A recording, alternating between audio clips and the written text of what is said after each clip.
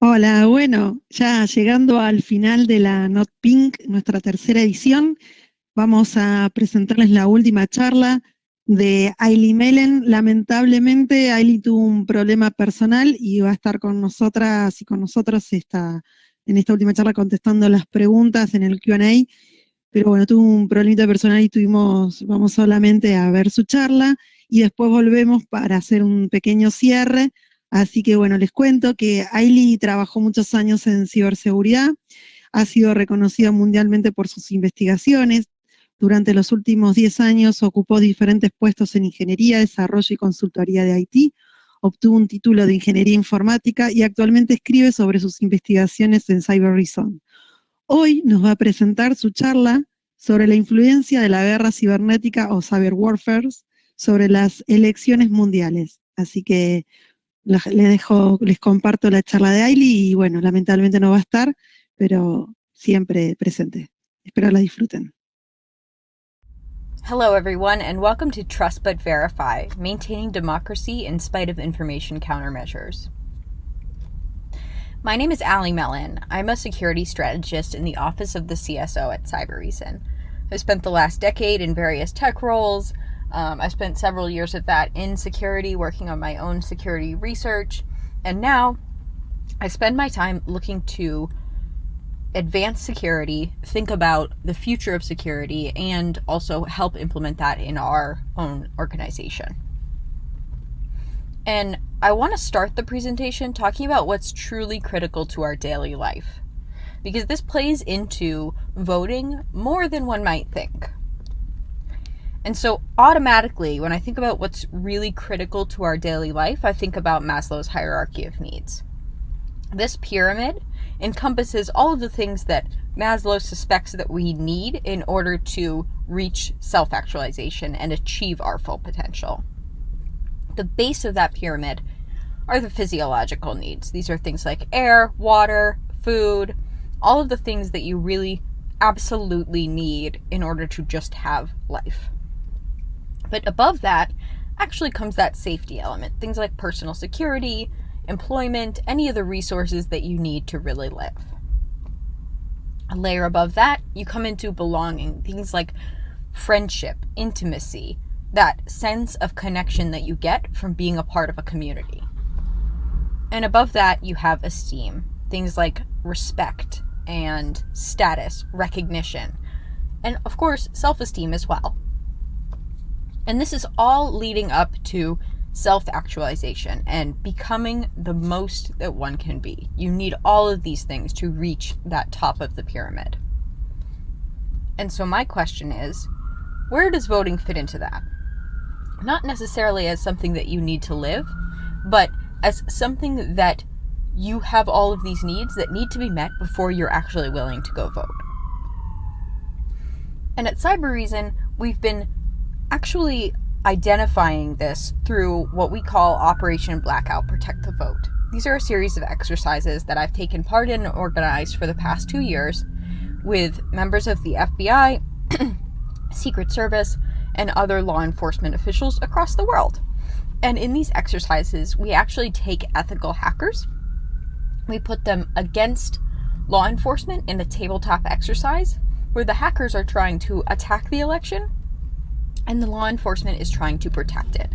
It's usually set over the course of just election day, and it's really meant to help us better understand what law enforcement is prepared for and what they aren't, so that we can improve those processes.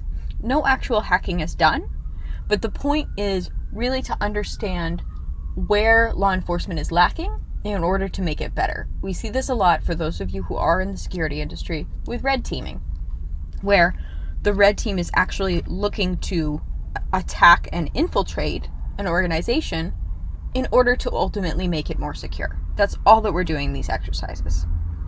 And one of the key points of the exercises is that we do it in such a way where we do not actually attack the voting equipment or those things that we would classically consider to be related to voting infrastructure, like the actual polling stations themselves, the machines, There's a plethora of research being done on that, but that's not what we're looking at here. We're trying to look at a more encompassing view. And that's what we're going to talk about today. We're going to start with the defender perspective, really dig into the daily life of a voter before using that information to think about things from the attacker perspective. From there, I really want you guys to be thinking about and brainstorming throughout this entire process. What could you do to stop an election if you wanted to? Whether it's hacking, whether it's using some other means, what could you do to stop or cause chaos during an election? And this will really naturally lead into a conversation about how we can actually use that information to then protect our elections, which is the goal for all of us here. So let's dive into the defender perspective. What we've seen at a government level is election infrastructure is really limited to voter registration databases, IT infrastructure systems, voting systems, all of these things that are not really comprehensive of the greater picture. They're very limited down into the actual voting systems that we're using. But the question that I have is that really all? Is that really all that we should be thinking about here? And throughout the course of these exercises, what we found is that it's not. And instead, we can think about voting through its own hierarchy of needs, much like Maslow's pyramid. Now, this pyramid actually addresses Maslow's hierarchy of needs and is pretty closely linked to it. For example, with physiological needs, we're talking about things like life and death and property. Without these things, you're much less likely to go vote. If you're afraid for your safety, probably not going to go vote. If you are losing your home, you have bigger priorities considering rather than going to vote. Similarly, with things like safety, if you don't feel safe, if you don't feel like your family is healthy, it makes it much more difficult to go be willing to vote. Unless there is something that seems so critical about voting that you're motivated to do it. And then also belonging. If you don't feel like you belong in the community or the country that you're in, you are much less likely to go vote for some candidate because you don't feel like you're a part of the system. And then, of course, esteem. This comes into play in a lot of areas, but particularly if you don't feel like your vote matters, which we know a large portion of the population does not feel like their vote matters, that it's just one vote in a sea of votes. If you feel that way, then you are much less likely to vote. And that is something that we've seen time and time again. And then, of course, self-actualization, being the best that you can be. If you feel like you are not the best person that you can be, or like you're not at that point, then you're much less likely to go vote. And all of this comes into what I consider the voter hierarchy of needs. These are, as I said, all of the things that you need in order to feel safe and comfortable going to vote. So when we think about election infrastructure, well, my question is that really all? Or are we having a very narrow definition tied to the voting machines themselves that doesn't encompass all of the factors to consider when you're dealing with human beings who have other priorities, day jobs, other concerns? Because you have all of these systems that you now need to protect in order for people to feel safe enough and comfortable enough to go vote and motivated enough. So these systems to protect actually become systems that are a target. And in a nation like the United States, where 40% of eligible citizens do not vote at all, any kind of voter suppression has impact on an election. Any. So there are other elements to election infrastructure that relate to voter suppression, faith in government, and other factors. And what I want to get at here is that there are other ways to influence an election than attacking the voting machines. And voter suppression is ultimately an attack on democracy. So let's jump into the attacker perspective and really get a better idea of what can be attacked. And again, I really want to point out that this isn't evil. To jump into the attacker perspective isn't evil. It's why we red team, and it's really important to making sure that we are prepared for unexpected situations. So attackers targeting an election are motivated by one of three things. The first is potentially gaining power. And we see this with countries like the United States and like Russia. Second is to spread a particular ideology. And we've seen this again with many, many countries. A good example is China. And then the third is to maintain their global recognition and support, and to push their own agenda. So when I think about cyber attacks, we actually at Cybereason, our CSO likes to think about them as three different layers, and so I stole this from him, and I really like this way of thinking about it. You can attack three different layers with a cyber attack: the infrastructure plane, the information plane, or the ethos plane. And the ethos plane, that's that belief system. The information plane is the actual communication that you're getting. And then the infrastructure plane, that's that physical layer. Things like the electric grid, public transit, physically stopping everyday activities. And what I want to do is start by talking about some attacks on the ethos plane. And we're going to take some modern day examples, but also some historical examples in this part of the talk. So again, ethos plane, that's that belief system. Bear that in mind as we go through this. And I want to start with the Italian elections of 1948. 1948 was a big time for election interference. The US government was intent on psychological warfare, and millions of dollars was going to Christian democratic and right-wing socialist parties in Italy at this time in order to sway their election. There was a massive propaganda campaign against communist and socialist coalitions.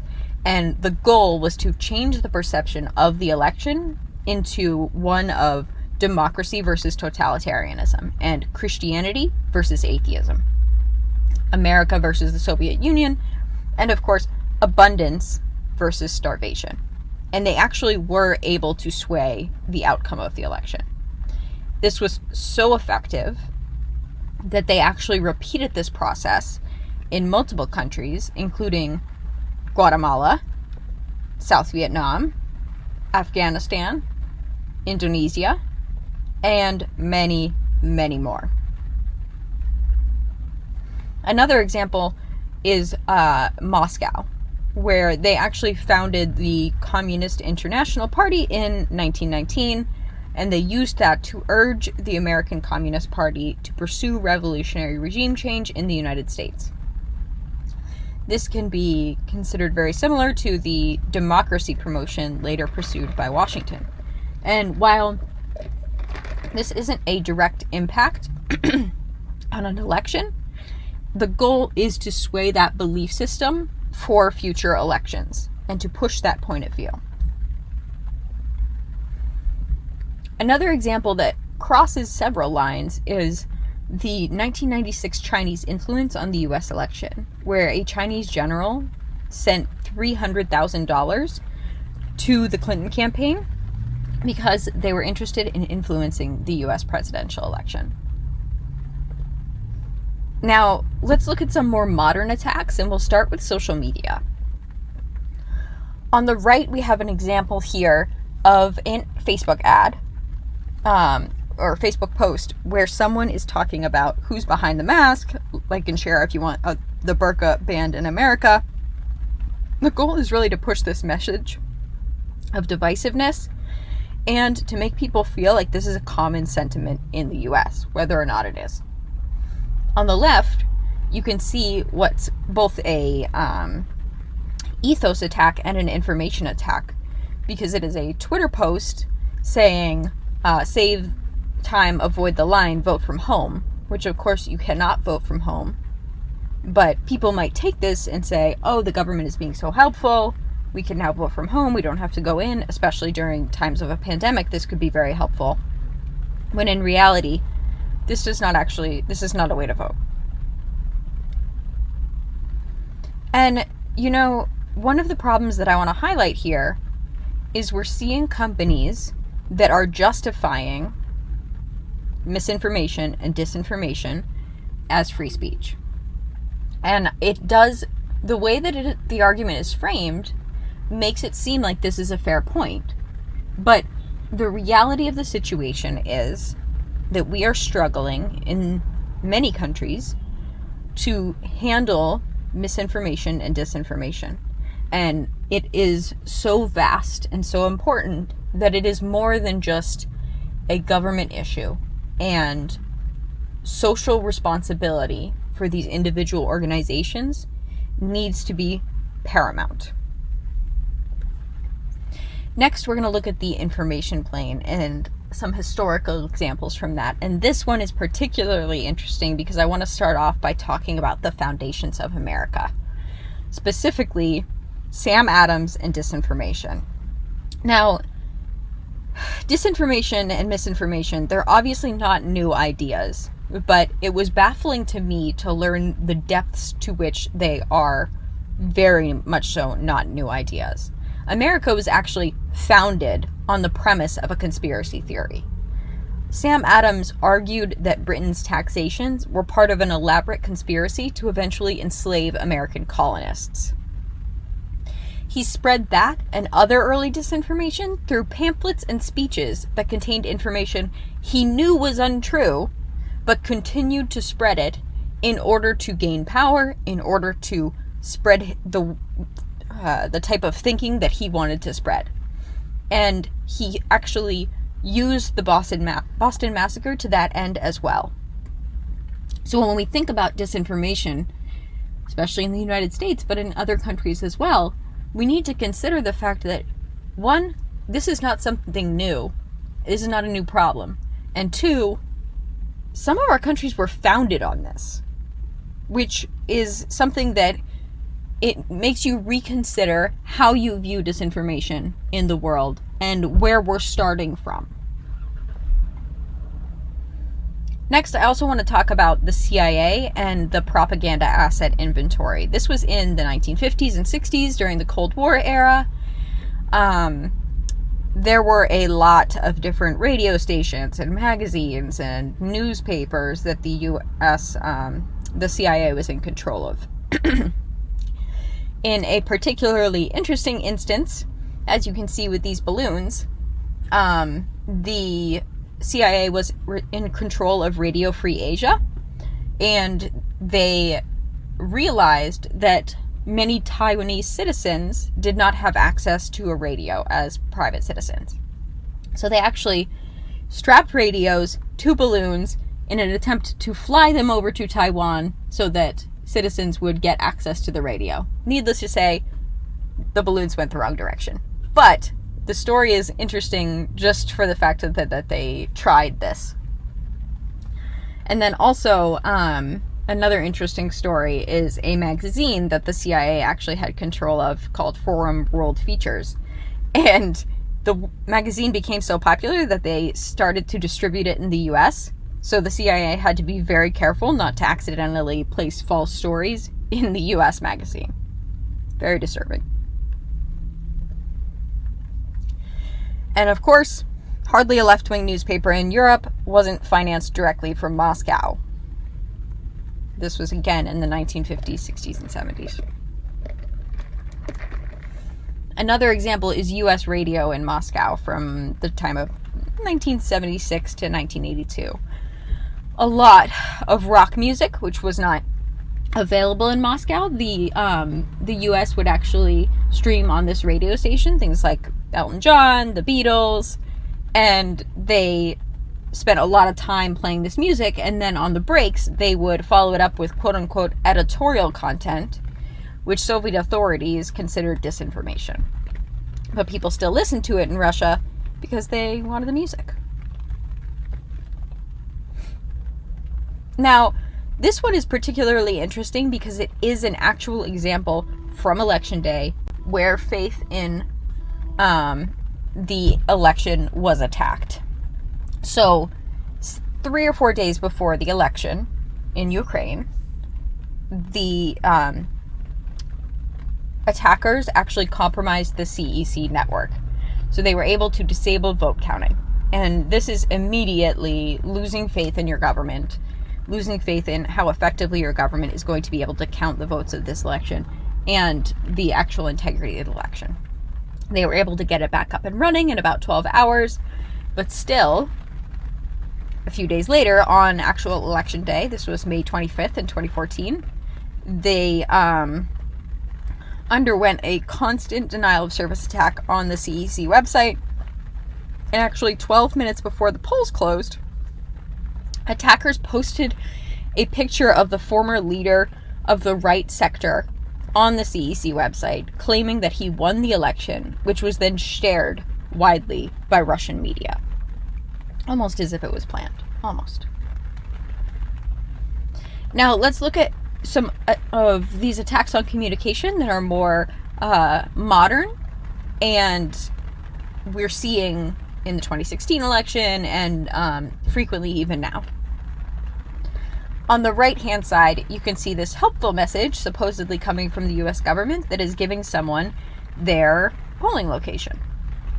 However, this is not a legitimate polling location. They're trying to send someone to the wrong place. Because ultimately, if you get sent to the wrong place and it makes you late for work, you're probably going to be frustrated. You're probably not going to want to try and find where your actual polling location is. And then on the left, you can see an example of a message supposedly coming from President Trump saying that your ballot has not yet been submitted. This is a tactic used to shame someone from voting, and it's not actually from the campaign. Now, let's look at the infrastructure plane. This one is my favorite. I think it's super interesting, the connection between cybersecurity and actual physical installments. So there are quite a few examples in here, and we'll start again with those historical ones. First, let's talk about an assassination of Lumumba. So the Democratic Republic of Congo was created and gained its independence in 1960. At that time, Lumumba was elected as the prime minister.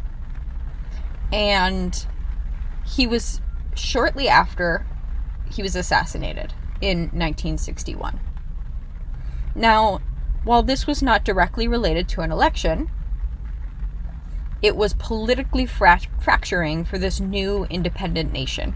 And it was actually the assassination was put on by the American and Belgian governments. This is the type of thing that can really strongly impact people's faith in their elections, faith in their government, and fear that they can have their own opinions or be taken seriously or run for office and not be killed. And let's talk about another example in 1965 where the Communist Party actually finished fourth in an Indonesian election. They were offered a proportional representation in the government, as is typical, but the US was not happy about this. They did not feel like having communists even having a proportional representation in government would be good for Western interests. And so they secretly supported the purge of suspected communists, and thousands to millions of people died over months. The military then took over as the most powerful institution in the country. And this is the type of thing that obviously has immediate impact because people have been killed, but it also terrifies the public. Who is voting freely in their country after something like this happens? That's the question. And while it may not be directly related to cybersecurity at this point, think about how much easier it is to secretly support and push for the purging of a specific group in a country when you have access to disinformation campaigns, misinformation campaigns over the internet that can be done very covertly. And next I want to talk about the Bronze Night. This, again, was not on election day, but gives a great example of what could happen on election day, tying in those physical aspects with the cyber aspects.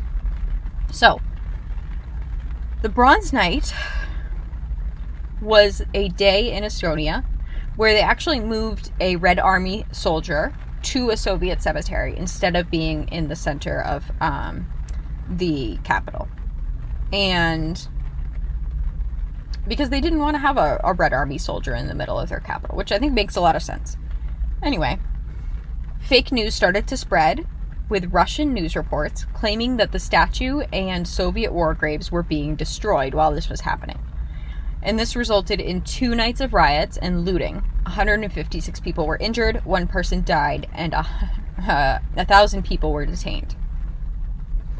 But at the same time, on the infrastructure side, banks, media outlets, and the government was hit by a denial of service attack. So that meant that cash machines and online banking was completely out of service.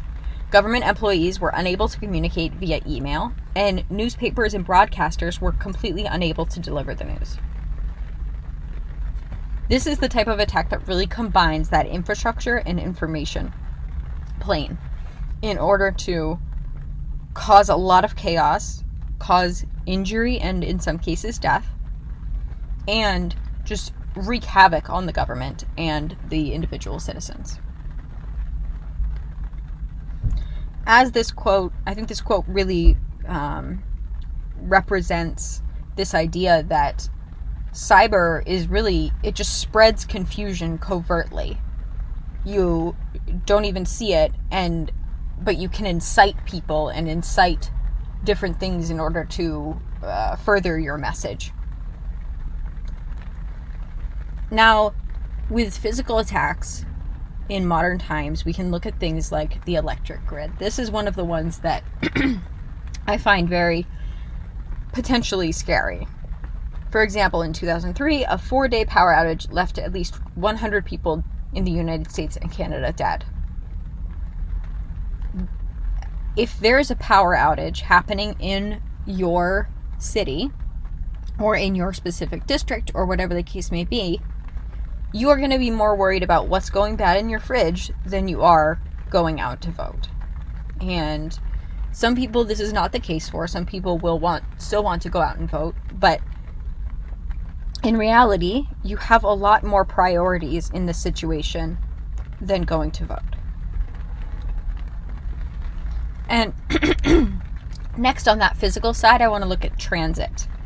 Because if you are unable to actually get to a polling place with public transit or your car or whatever the case may be, it makes it a lot more difficult to want to go and vote. And let's not forget, in 2016, when San Francisco's transit system was infected with ransomware. Now, if something like this happened, say it's a normal day, we're not during a pandemic, and you go to work, you take public transit to work, you spend your day reading the news, potentially accidentally reading some disinformation, and you reach the end of the day and your plan is to go take the train to the polling station on your way home. But you go to the train and the train is shut down because of a ransomware attack or a denial of service attack or whatever the case may be. Are you going to still try to go to the post office or still try to go to the polling station, or are you going to give up, be frustrated, and just go home because you've had a long day of work and it feels like the day should be over anyway? A lot of people would take that as a sign that they should not go. So what we're seeing is we can attack each layer in order to actually attack every part of the voter hierarchy of needs. Now, let's shift back to the defender perspective to think about where this actually leaves us. And in the United States right now, and in many countries right now, we continue to have this very narrow view of election security, where election infrastructure is limited to voter registration databases, IT infrastructure, etc. This leads to things like this. public officials coming out and saying that we are just going to have to confront distortions and fake stories. Presidents saying that they're trying to steal an election and this is a huge scam. And even top congressional Democrats saying that this information is going to be amplified during this election and we need to be prepared for it. And while it's great to be publicly releasing these statements, it doesn't give voters the tools that they need to prevent it. It's making a statement, oh, by the way, we're going to be struggling with all of this stuff, but we have no solution for you. We have no way for you to actually not have to deal with something like this.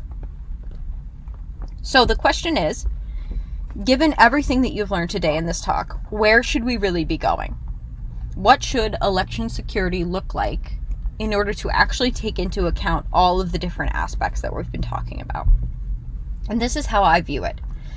I view election security as a combination of things like defending communication, defending social media, transit, the electric grid, and other different things in order to give a more holistic and complete view of election security, and in order to give voters much more confidence in their ability to vote during election day. Now, there is an interactive portion of this exercise. So I want you guys to think about what your election day looks like. And I'll start from my side by just answering these questions. I do vote before work, which makes it super convenient because I just get up. It's the first thing I do in the day and I feel accomplished. But this year, I am actually going to mail in a ballot. I've applied for mail-in voting. I'm a huge supporter of mail-in voting, especially right now, given the current circumstances. It obviously comes with its own threat model, but the importance of preparation and thinking ahead and removing the ability to make these time-based attacks is key. Now, of course, modern events do change this. I do not want to wait in a polling station when people could be sick. And I am on Twitter, and I do try to fact check as often as I can, unless it's from a trusted source, and then I may not. But the majority of times I do, and I look for certain things and say, well, this doesn't seem realistic. Well, this is telling it as if there's only one side to the story, things like that. So how would you attack? What would you do to each of these layers? Would you take out the electric grid in specific areas that are known to swing Republican or Democrat? Would you take out transit in as many districts as possible? What are the different things that you would do? Which layers would you attack? And then I want you to use that brainstorm to think about how you can actually protect it, both at a citizen level, at an organization level, and at a government level. How would you actually defend democracy given these new constraints around what election security truly means? And I want to leave you guys with some thoughts on what we can do to protect democracy. Because in a lot of ways, it seems like a problem that we don't have much control over. But I would argue that that is not the case.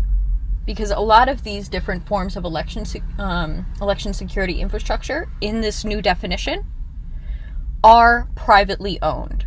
So whether you're in the government or in the private sector, you need to take security seriously. Examples of that are social media. Many all social media networks in the US at least are owned by private companies, and they need to be taking security seriously. Similarly, some utilities are privately owned in the United States and in other countries, and some forms of transit as well. All of these people need to take security seriously in order to defend election day. And so a part of that is to work closely with the government, develop relationships. If you aren't a member of InfraGard, but you work at a critical infrastructure provider, I highly recommend that you join. It's a public-private partnership with the US government, if you're in the US, and try to look it up if you're not in the US, what your country does to interface between the public and private sector. And then the last one is to do what you can to fight misinformation. Post things factually. Don't retweet things that are fake news. Try to read up on situations and modern life and everything going on in politics so that you can be the voice of truth in a world that is very tied to falsehoods. Now, I've created a white paper on all of this work, and it is free to download, no gating. You can just go to that link and start reading it. So please do. If you have any questions for me, I'm happy to answer them. My information is in the PDF, so you should be able to reach out to me. Thank you so much for attending. If you have any questions, please reach out, send messages in the chat, and follow me on Twitter @HackerBella. Feel free to email me, and it was great being here. Thank you guys so much for having me.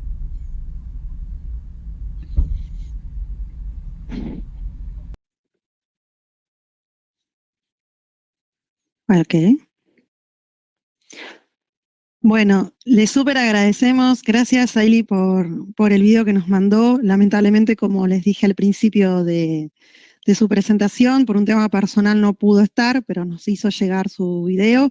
Por eso no vamos a tener preguntas, porque no puede estar, pero sí en el Discord están, y bueno, la charla, como les dije, esta, que fue la última, como todas las anteriores, van a estar en nuestras redes sociales, tanto en Twitch como en YouTube se van a estar subiendo.